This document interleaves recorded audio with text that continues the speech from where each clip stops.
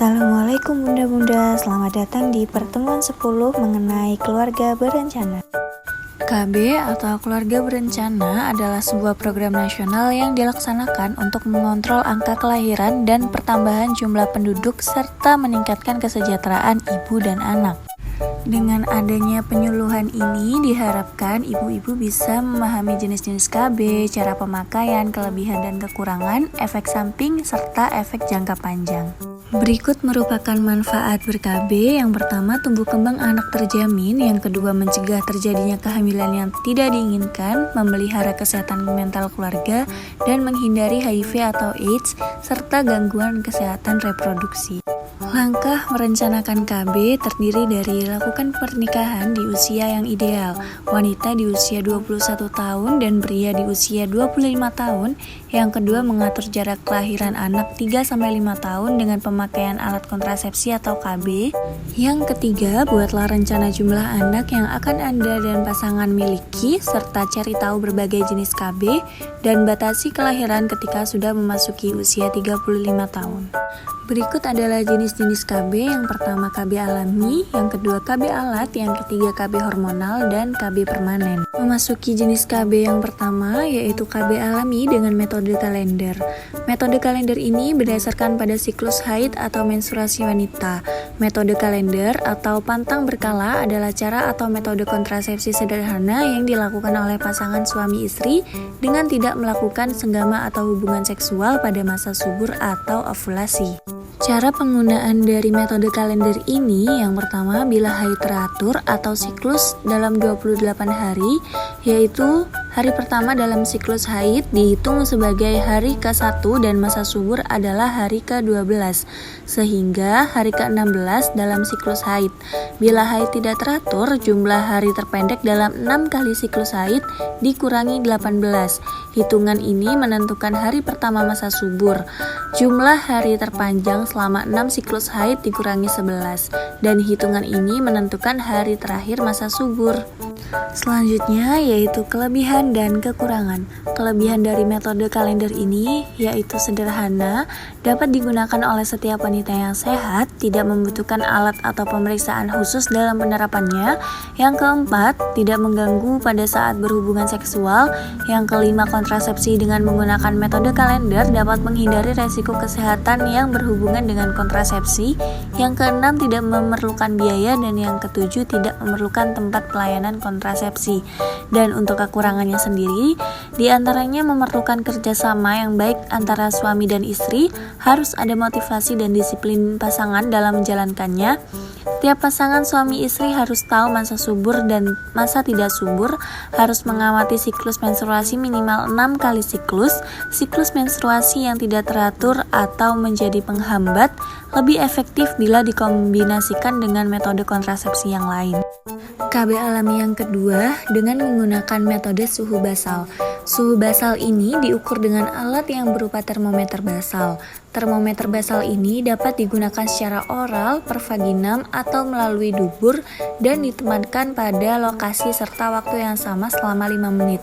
Suhu normal tubuh sekitar 35,5 sampai 36 derajat Celcius pada waktu ovulasi.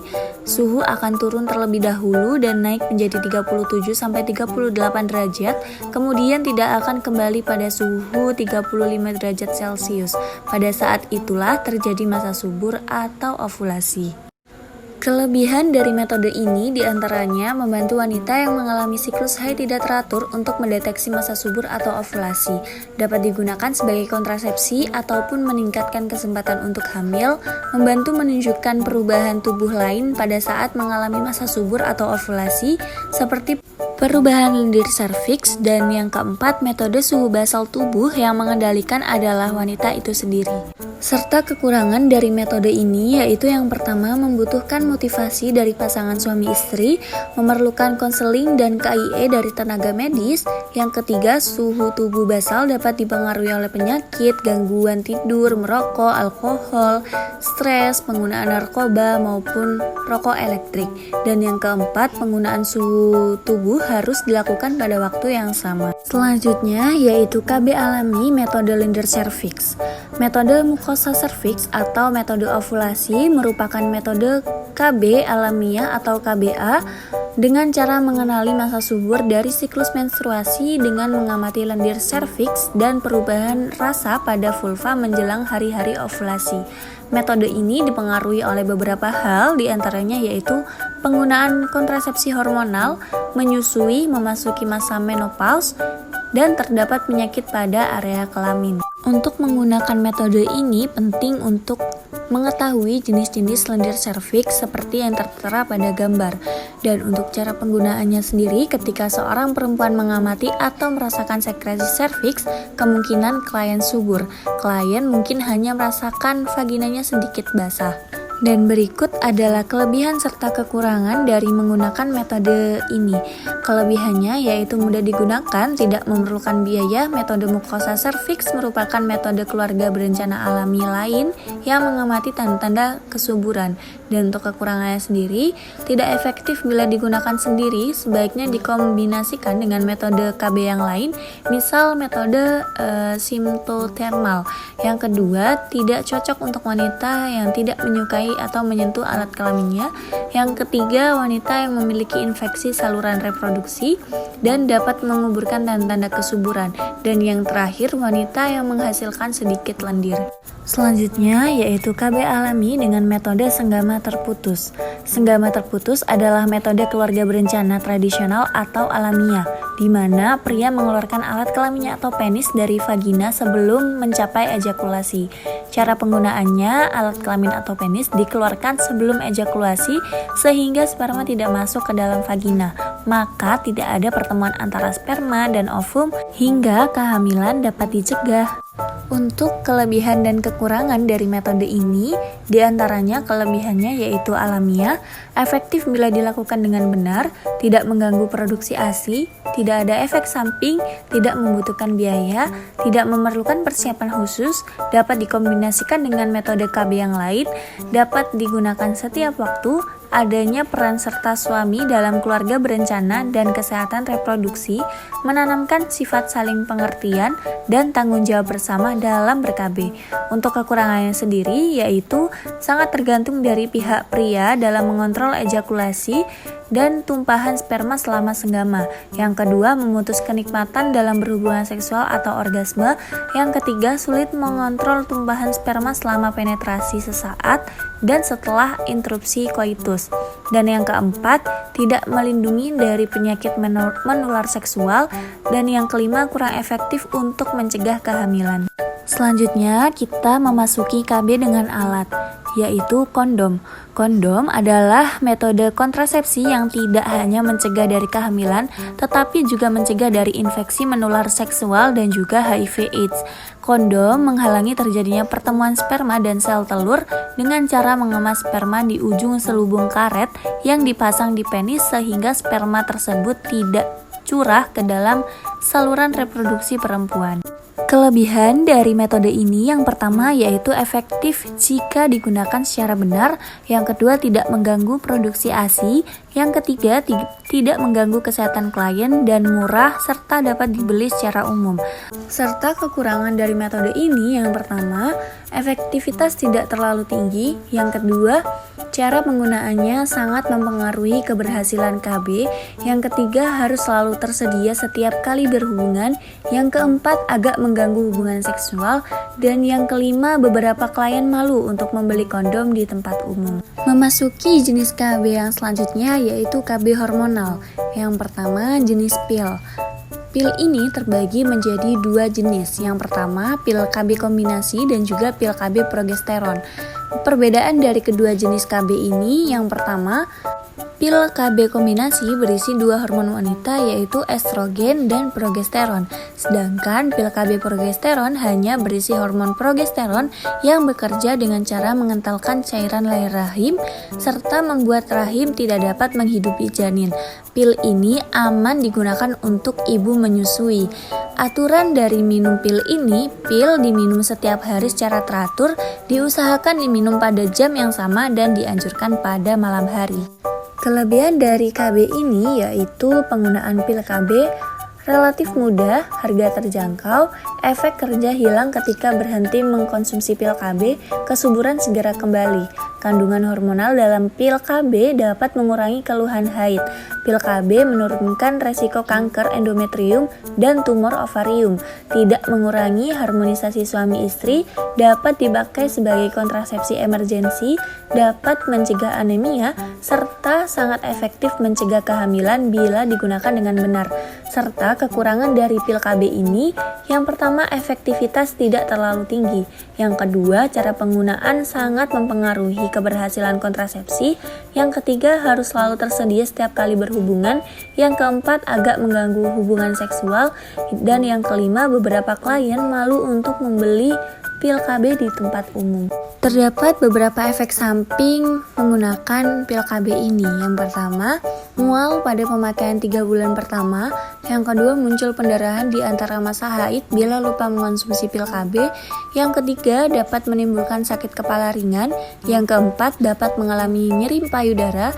Yang kelima, dapat meningkatkan berat badan. Yang keenam, tidak mengalami menstruasi. Yang ketujuh, bila lupa meminumnya dapat meningkatkan resiko kehamilan. Yang kedelapan, tidak untuk wanita yang memiliki riwayat tekanan darah tinggi dan perokok berat. Dan yang terakhir, tidak semua pil KB dapat digunakan untuk ibu yang sedang menyusui. Memasuki jenis KB yang selanjutnya yaitu KB hormonal. Yang pertama, suntik. Kontrasepsi suntikan adalah cara untuk mencegah terjadinya kehamilan dengan melalui suntikan hormonal. Terdapat 2 jenis KB suntik yang sering digunakan di Indonesia, yaitu suntik 3 bulan dan suntikan per 1 bulan. Cara penggunaan dari KB suntik ini yaitu disuntikkan pada daerah pantat atau lengan atas dengan pemberian KB suntik dalam 7 hari pertama menstruasi, setelah 7 hari ketika tidak haid, dan pasca 6 bulan persalinan. Berikut adalah kelebihan dari menggunakan metode KB ini. Yang pertama, metode KB yang paling banyak digunakan di Indonesia. Yang kedua, tidak berpengaruh terhadap hubungan suami istri. Yang ketiga, tidak perlu mengingat setiap hari. Dan yang keempat, tidak menimbulkan ketergantungan. Dan juga kekurangan dari metode KB ini, yang pertama gangguan haid. Yang kedua, pendarahan yang banyak atau sedikit, pendarahan bercak, dan tidak haid sama sekali. Selanjutnya, tidak dapat dihentikan sewaktu-waktu, dan permasalahan berat badan merupakan efek samping tersering, serta terlambatnya kembali kesuburan setelah penghentian pemakaian. Beralih ke metode KB selanjutnya, yaitu KB hormonal AKDR atau alat kontrasepsi dalam rahim. AKDR ini adalah alat kontrasepsi yang dimasukkan ke dalam rahim yang bentuknya bermacam-macam, terdiri dari plastik. Ada yang dililiti tembaga, ada pula yang tidak, ada yang dililiti dengan tembaga bercampur perak. AKDR ini cocok bagi perempuan yang menginginkan kontrasepsi jangka panjang.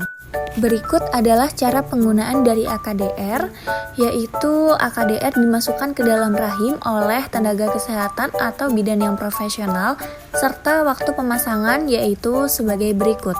Setiap waktu dalam siklus haid, hari pertama sampai hari ke-7 siklus haid, segera setelah melahirkan, pasca abortus atau keguguran, bila tidak ada gejala infeksi, selama 1-5 hari pasca berhubungan seksual yang tidak terlindungi, dan setelah 6-8 minggu postpartum, serta segera setelah plasenta lahir. Kelebihan dari alat kontrasepsi ini yaitu berjangka panjang hingga 5 tahun, tidak mempengaruhi hubungan seksual, tidak mempengaruhi kualitas dan volume ASI, kesuburan segera kembali setelah AKDR dilepas, mengurangi nyeri haid, mengurangi jumlah darah haid, sehingga dapat mencegah anemia. Serta untuk kekurangannya sendiri yaitu tidak ada alat kontrasepsi AKDR yang memberi perlindungan terhadap HIV atau AIDS. AKDR harus diganti setelah 18 bulan dan insiden kehamilan di luar kandungan lebih tinggi. Selanjutnya yaitu KB hormonal implan. Implan merupakan batang plastik berukuran kecil yang lentur seukuran batang korek api yang dimasukkan ke bawah kulit lengan atas bagian dalam. Implan ini melepaskan progestin yang menyerupai hormon progesteron alami di tubuh perempuan. Ada 2 jenis implan, yaitu implan 2 batang dan implan 1 batang. Yang pertama, implan 2 batang terdiri dari 2 batang implan mengandung hormon efektif hingga 4 tahun, serta implan 1 batang terdiri dari 1 batang implan mengandung hormon efektif hingga 3 tahun penggunaan. Kelebihan dari jenis KB ini yaitu yang pertama, klien tidak perlu melakukan apapun setelah implan terpasang, mencegah kehamilan yang efektif untuk 3-5 tahun, tidak mengganggu hubungan seksual, tidak mempengaruhi kualitas dan volume ASI, kesuburan dapat kembali dengan segera setelah implan dilepas, mengurangi nyeri haid, mengurangi jumlah darah haid sehingga dapat mencegah anemia, defisiensi besi. Untuk kekurangannya sendiri, yaitu yang pertama, tidak ada perlindungan terhadap infeksi menular seksual. Yang kedua, membutuhkan tenaga kesehatan yang terlatih secara khusus untuk memasang dan melepas implan. Klien tidak dapat memulai atau menghentikan pemakaian implan secara mandiri. Memasuki jenis KB yang terakhir yaitu KB permanen vasektomi. Vasektomi adalah tindakan memotong dan mengikat vas atau ductus deferens tanpa menggunakan pisau bedah dengan tujuan memutuskan aliran sperma dari testis. Dengan konseling dan persetujuan yang tepat, semua laki-laki dapat menjalani vasektomi secara aman, termasuk laki-laki yang memenuhi kriteria berikut. Kelebihan dari metode kontrasepsi ini yaitu yang pertama, aman serta nyaman, sangat efektif, permanen, laki-laki dapat mengambil tanggung jawab untuk kontrasepsi dan mengambil alih beban perempuan, serta tidak ada perubahan dalam fungsi seksual. Untuk kekurangannya sendiri, yang pertama, tidak segera efektif, tambahan selama 3 bulan setelah prosedur, kurang lebih 20 kali ejakulasi. Yang kedua, komplikasi minor seperti infeksi, pendarahan, nyeri pasca operasi. Untuk vasektomi ini harus dilakukan oleh dokter umum atau dokter spesialis bedah dan dokter spesialis urologi yang terlatih. Sekian pertemuan 10 ini yang dapat saya bawakan, kurang lebihnya saya mohon maaf. Apabila bunda-bunda masih terdapat pertanyaan, boleh sekali untuk menanyakan pertanyaannya melalui WhatsApp atau kolom komentar. Terima kasih. Wassalamualaikum warahmatullahi wabarakatuh.